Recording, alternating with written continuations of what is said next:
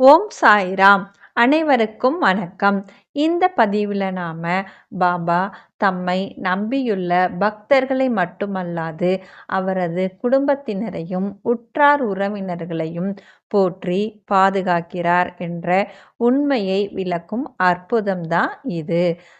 காக்கா சாஹிப் தீக்ஷித் இவர் பாபாவோட மிக பெரும் அடியவர். பாபா தான் எல்லாமே அப்படின்னு நினைக்கக்கூடிய பக்தர்களில் இவரும் ஒருவர். இவர் ஷீரடியில் துவாரகமாயில் பாபாவோட இருக்கார்.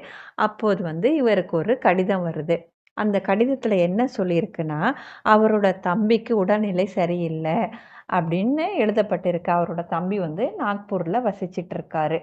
இந்த கடிதத்தை பார்த்தோன்னே தீக்ஷித் அவர்கள் மிகுந்த மன வருத்தம் அடைகிறாரு. தனது தம்பிக்கு நோய்வாய்ப்பட்டிருக்கிறதுனால கஷ்டப்படுற அவர் என்ன சொல்கிறாருன்னா பாபா கிட்ட, என்னால் அவனுக்கு ஒரு பிரயோஜனமே இல்லை அப்படின்னு சொல்லி பாபா கிட்ட சொல்லி வருத்தப்படுறாரு.